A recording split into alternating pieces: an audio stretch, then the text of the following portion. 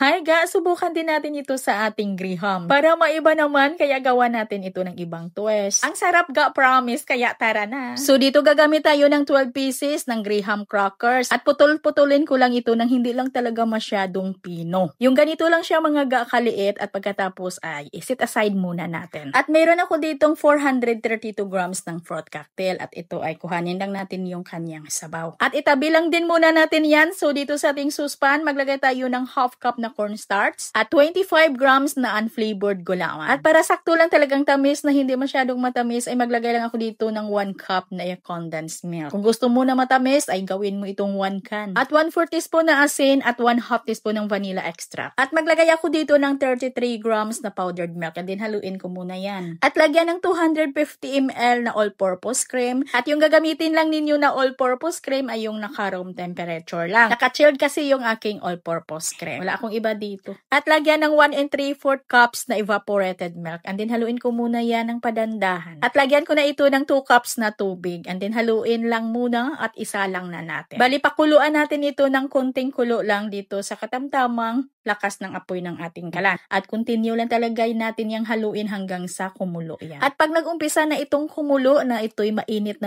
na ay okay na ho yan. Huwag lang talagang pakuluan masyado. At gagamit lang ako dito ng hulmahan na may sizes ito na 7 by 7.5 by 3 inches. At ilagay na natin dito yung pinutol-putol natin na biscuits at yung ating fruit cocktail. At sa pag-assemble natin dito mga guys, tingnan nyo lang yung gagawin ko, okay?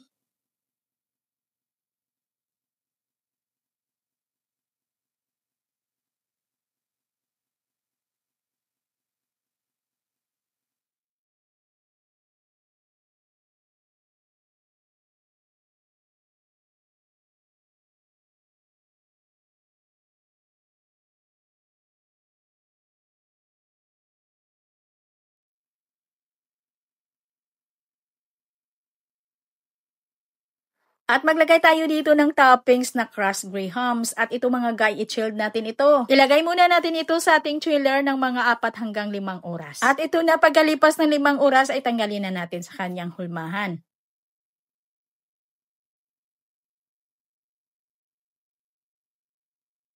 At hiwain muna natin ito at pwede din tayo dito maglagay ng toppings na crushed grahams dito sa ibabaw. Depende na ho yan sa inyo kung maglagay kayo dito ng crushed grahams sa ibabaw. At ayan, binaliktad ko yan ulit. At binaliktad ko naman yan ulit para maglagay ako dito ng toppings sa ibabaw na crushed grahams para maipakita din sa inyo. Kung alin yung bet ninyo, kung gusto ba ninyo nalagyan din ito ng toppings.